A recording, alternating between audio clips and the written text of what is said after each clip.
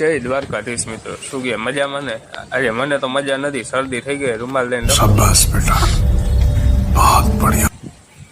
ઉઠીને હવે પાણી બા ને હું નીકળી ગયા આપણે મોટભાઈની દુકાને, કેમ કે અહીંયા એને મૂકીને મારે જવું હતું દહીં લેવા, તો આપણે ત્યાંથી નીકળી ગયા અને અહીંયા આવી ગયા દહીં લેવા.